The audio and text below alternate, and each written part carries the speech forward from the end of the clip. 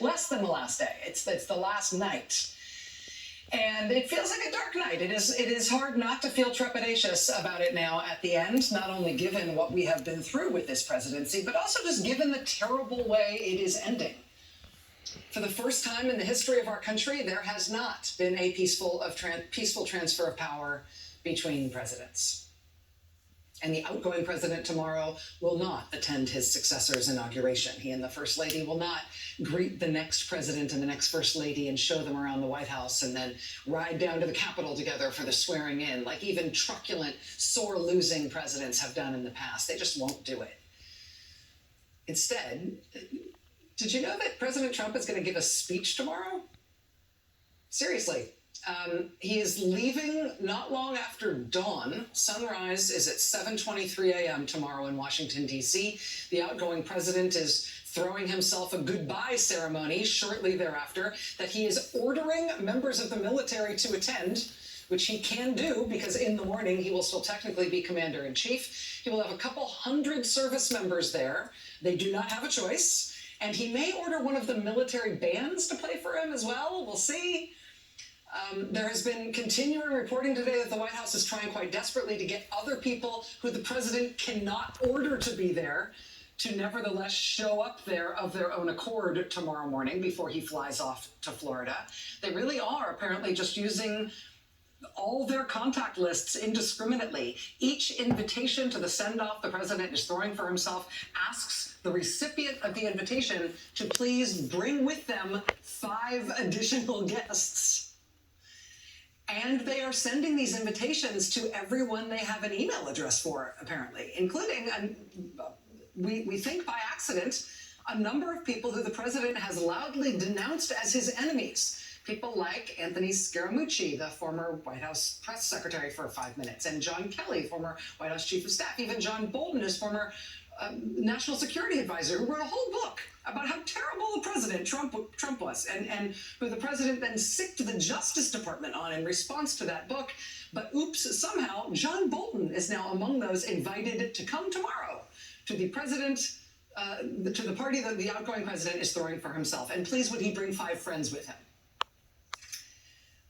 So we'll see how it goes early tomorrow. The president is leaving the White House roughly at dawn. We are advised that he really is planning on giving a speech, possibly kind of a long one, at this event that he is throwing for himself at Andrews Air Base. You know, there's a reason why former presidents don't give speeches on their successor's inauguration day, right? But yeah, that's what we are getting from the outgoing president. Because Mr. Trump is then just leaving and flying to Florida rather than taking any part in the inaugural ceremonies in Washington, responsibility is going to fall to the White House usher to welcome President Biden and the new First Lady, Dr. Jill Biden, to the White House once Joe Biden is sworn in tomorrow at noon. The usher has to do it because the departing president won't. You know, I have found myself thinking over the past week or so, if Mr. Trump could have seen into the future to this day, if in 2015, when he was thinking about running for president, you know, if he could have picked one day in the future and picked this day, the final day of his presidency, to know what it was going to be like this day, to know what he would have wrought and brought down upon himself by this day, do you think he would have run in the first place? I mean, honestly, don't think about how he thinks about the country. We still don't understand that, but we know about how he thinks about himself and his own interests. And he is leaving office with the main legitimately open question on the last day and the last night of his presidency being, will he try to pardon himself to avoid future federal prosecution and potential federal imprisonment for his crimes? He is leaving office tomorrow with this conundrum of how he's going to keep himself out of prison. He couldn't even pull a Richard Nixon in the end because apparently he does not trust that his vice president would pardon him if he resigned, like Ford at least did for Nixon. He couldn't even count on that because he can't trust his vice president to do that for him, not after he sicked a murderous mob on his vice president less than 2 weeks ago in the Hang Mike Pence attack on the Capitol that he directly incited. The president leaves office with his second Senate impeachment trial still pending. No president has ever been convicted in a Senate impeachment trial. Donald Trump stands a real chance of it, though. He leaves office with his campaign chairman and his deputy campaign chairman, convicted felons. With his most long-standing political advisor, Roger Stone, a convicted felon. With his campaign manager, Steve Bannon, under federal indictment and awaiting trial. With a criminal investigation of himself and his business underway in New York, and possibly another criminal investigation pending against him soon in the state of Georgia. With the last two banks on earth that would still do business with him pledging now to never do so again. One of them closing his accounts and calling on him to resign the presidency. The other one is the one to which he has personally guaranteed over $300 million in outstanding loans, which are soon coming due, with no one having any sense of how he will possibly pay them. With his business interests cratering at home and across the globe, with a live question in play as to whether he will be the first president to ever face a lifetime legal ban on him ever running for office again.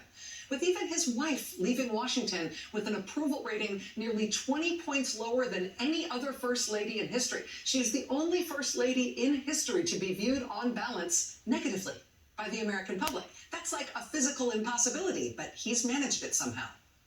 His longtime fixer and lawyer is also not only now a convicted felon, he's one who has cooperated and is cooperating in an ongoing way with multiple ongoing investigations into the president, including the criminal bank fraud and tax fraud one that is ongoing in New York.